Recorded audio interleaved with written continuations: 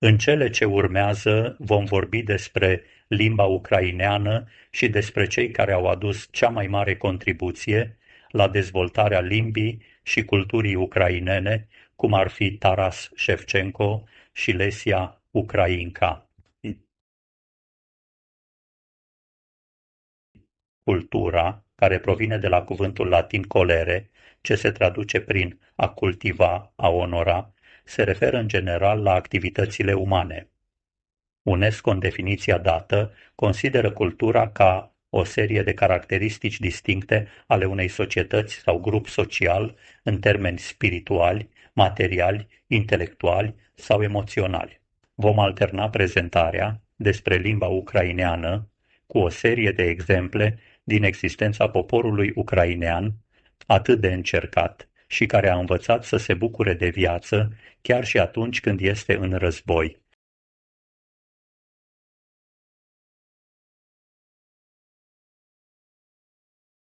Pentru a înțelege mai bine conflictul ruso-ucrainian, e bine să știm câte ceva despre nașterea limbii ucrainene. Limba ucraineană este o limbă indo-europeană din ramura limbilor slave, grupul limbilor slave de est, din care mai fac parte limba rusă și limba belarusă. Limba ucraineană este o limbă slavă vorbită în Ucraina și în comunitățile ucrainene din Kazahstan, Moldova, Polonia, România, Lituania și Slovacia și în număr mai mic în alte părți. Ucraineana este un descendent al limbajului colocvial folosit în Rusia kievană. Deși în întreaga lume există peste 40 milioane de ucraineni, din care 37 milioane sunt în Ucraina, doar în vestul Ucrainei predomină limba ucraineană. În Kiev se vorbește atât ucraineana cât și rusa.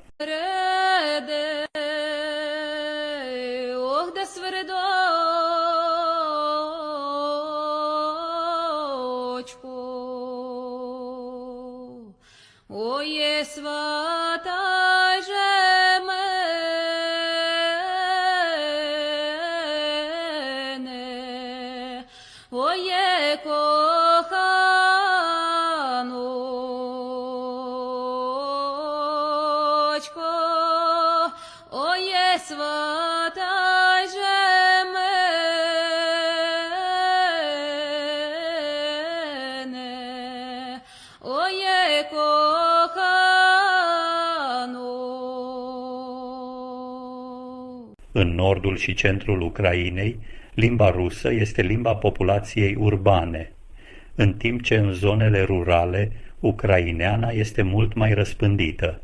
În sudul și estul Ucrainei, rusa este predominantă chiar și în zonele rurale, iar în Crimea, ucraineana este aproape absentă. Ucraineana este un descendent al vechii limbi slave orientale, o limbă vorbită în statul medieval al Rusiei chievene.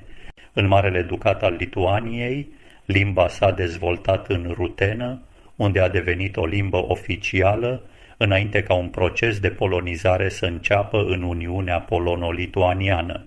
Până în secolul XVIII, rutena s-a diferențiat în variante regionale, iar limba ucraineană modernă s-a dezvoltat pe teritoriul Ucrainei de astăzi. Ucraineana scrisă folosește alfabetul ucrainean și o variantă a grafiei chirilice. Câteva cuvinte despre ruteni.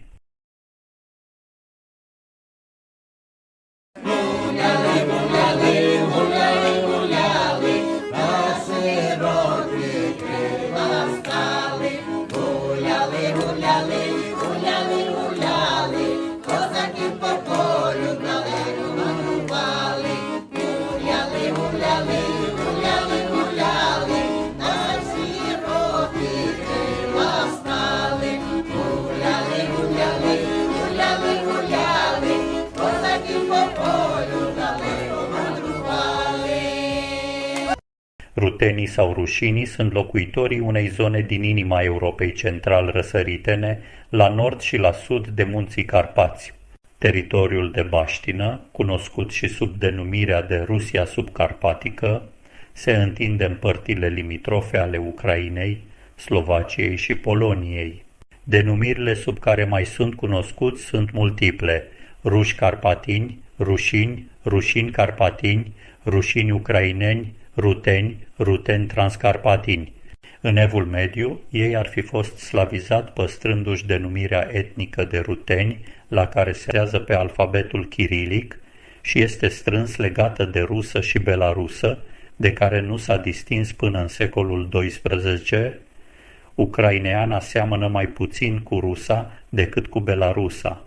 În secolul XIII, părțile de est ale Rusiei, inclusiv Moscova, au intrat sub stăpânire tătară până la unificarea lor sub țaratul Moscovei, în timp ce zonele de sud-vest, inclusiv Kievul, au fost încorporate în Marele Ducat al Lituaniei. În următoarele 4 secole, limbile celor două regiuni au evoluat relativ izolate una de cealaltă. Dovezile scrise direct ale existenței limbii ucrainene datează de la sfârșitul secolului XVI. Până în secolul XVI s-a format o limbă oficială deosebită, un amestec de limbă liturgică standardizată a slavonei bisericești. După căderea Rusiei, chievene în secolul XIII au apărut caracteristici dialectale care deosebesc ucraineana de limbile surori, dar timp de multe secole după aceea, limba nu a avut aproape nicio exprimare de excepție sub aspect literar, ca urmare a îndelungatei subordonări politice a Ucrainei. Abia la sfârșitul secolului XVIII, ucraineana literară modernă a apărut din limba ucraineană colocvială. La fel ca belarusă, limba ucraineană conține un număr mare de cuvinte împrumutate din poloneză, dar sunt mai puține împrumuturi din slavona bisericească decât din rusă.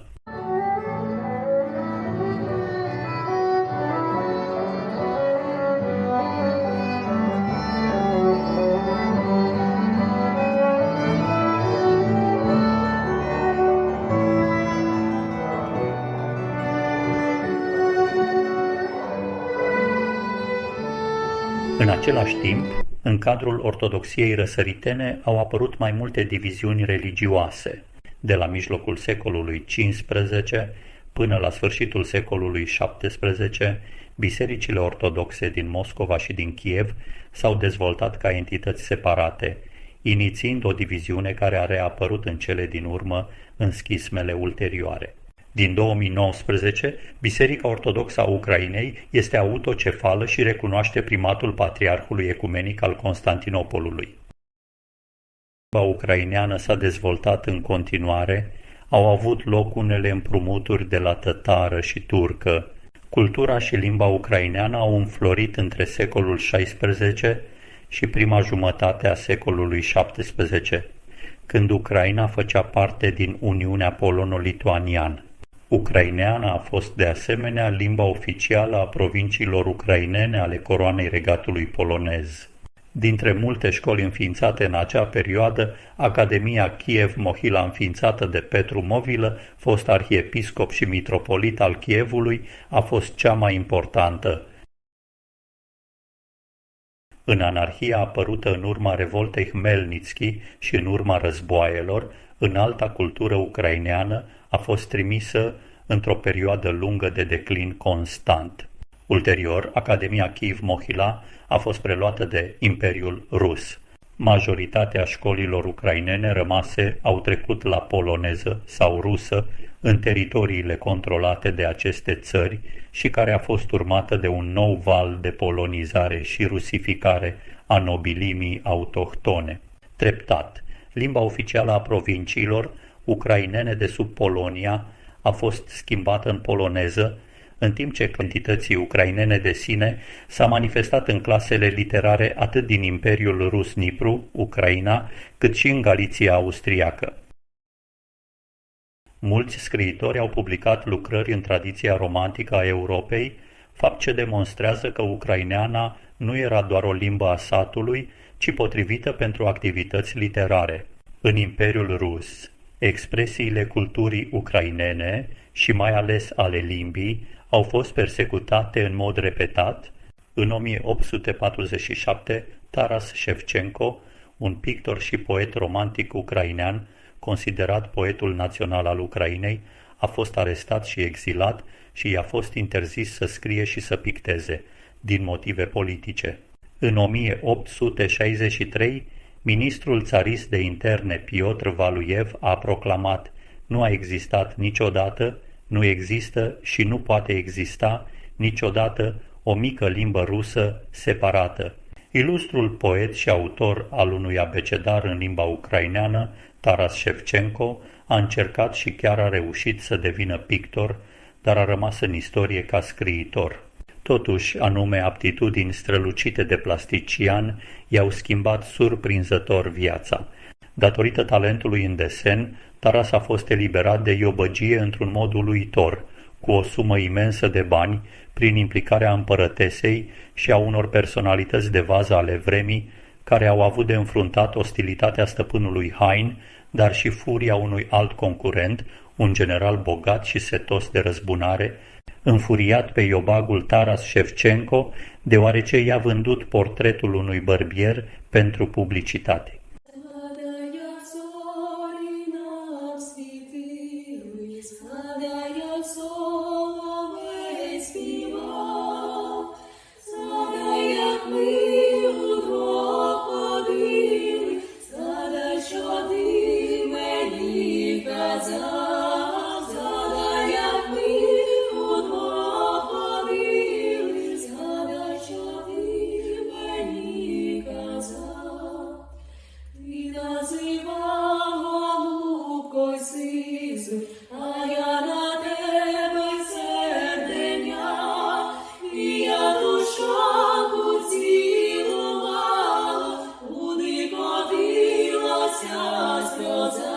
Caracterul rebel, reflectat în creație, îi va aduce lui Taras necazuri, pentru criticile acide la adresa familiilor imperiale.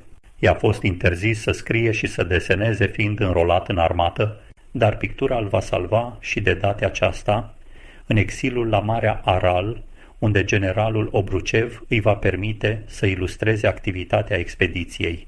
Va fi ulterior grațiat de autorități, va reveni la creație, inclusiv la artele frumoase, și în 1860 va primi titlul de academician în gravura pe cupru.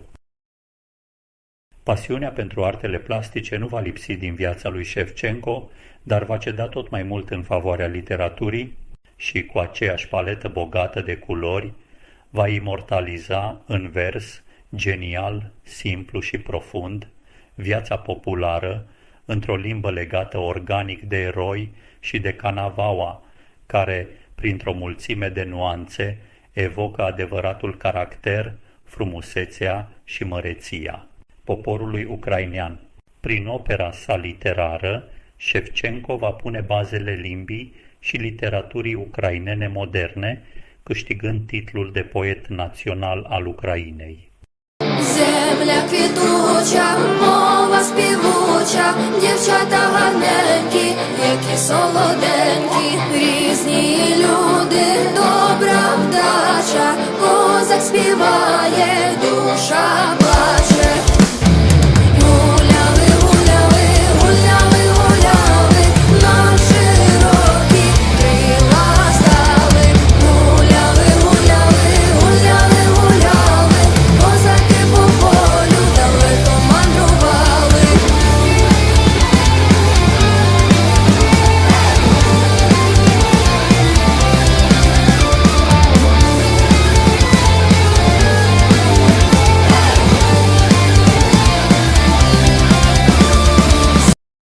O interdicție ulterioară asupra cărților ucrainene a condus la interzicerea, publicarea și importul majorității cărților în limba ucraineană, spectacolele și prelegerile publice și chiar tipărirea textelor ucrainene care însoțesc partituri muzicale.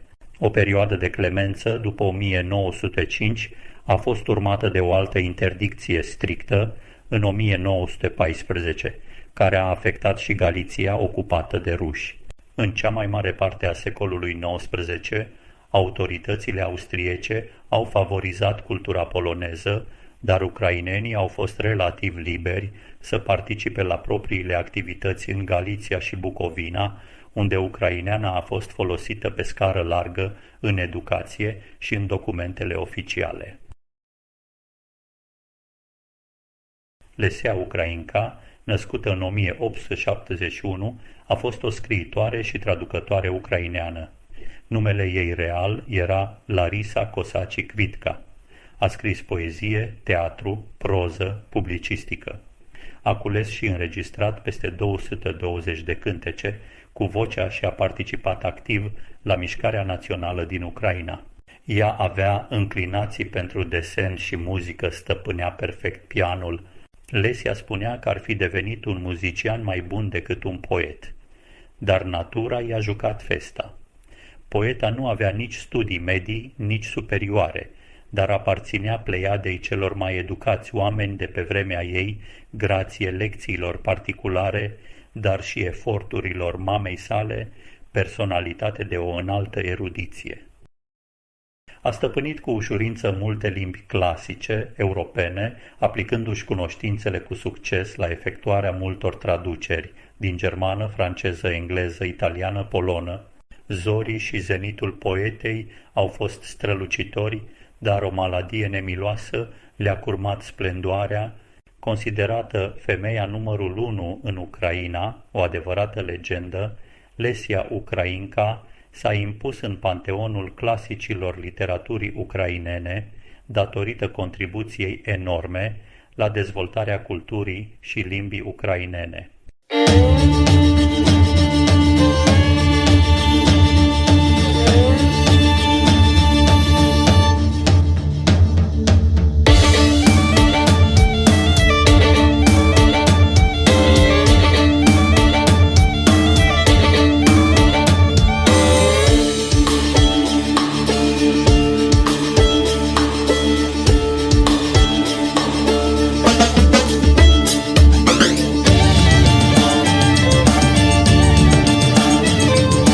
Suprimarea de către Rusia a lucrărilor scrise în ucraineană a întârziat dezvoltarea limbii literare ucrainene în Ucraina Niprului, dar a existat un schimb constant cu Galiția și multe lucrări au fost publicate sub Austria și introduse ilegal către est. Denumirea Ukrainska Mova, limba ucraineană, a fost acceptată de o mare parte a clasei literare ucrainene la sfârșitul secolului XIX sub Rusia și la începutul secolului XX în Galiția austro-ungară. Până la Revoluția Rusă din 1917 și la prăbușirea Austro-Ungariei în 1918, foștii ruteni sau micii ruși erau gata să dezvolte în mod deschis un corp de literatură națională, să instituie un sistem educațional în limba ucraineană pentru a forma un stat independent, numit Ucraina, format din Republica Populară Ucraineană, la care s-a alăturat în scurt timp Republica Populară Ucraineană de Vest. În recensământul Imperiului Rus din 1897, ucraineana s-a dovedit a fi a doua cea mai vorbită limbă a Imperiului Rus. Conform terminologiei recensământului imperial, limba rusă, ruski, a fost împărțită în ucraineană, maloruski, micul rus, în rusă, marele rus și belarus, rusă albă. Ortografia ucraineană a fost adoptată în 1928. În timpul erei sovietice, limba ucraineană a deținut poziția oficială de principala limbă locală în RSS ucraineană. Cu toate acestea, practica a arătat cu totul altceva. Ucraineanul a trebuit întotdeauna să concureze cu rusul, iar atitudinile conducerii sovietice față de ucraineană variau de la încurajare și toleranță la descurajare și uneori suprimare. Oficial, în Uniunea Sovietică nu există o limbă de stat. Totuși, s-a înțeles că ucraineana va fi folosită în RSS Ucraina, uzbecul va fi folosit în RSS Uzbeca și așa mai departe. Cu toate acestea, rusa a fost folosită în toate părțile Uniunii Sovietice și a fost creat un termen special, o limbă de comunicare interetnică, pentru a-i desemna statutul. În realitate, rusa se afla într-o poziție privilegiată în fostul URSS și era limba oficială de stat.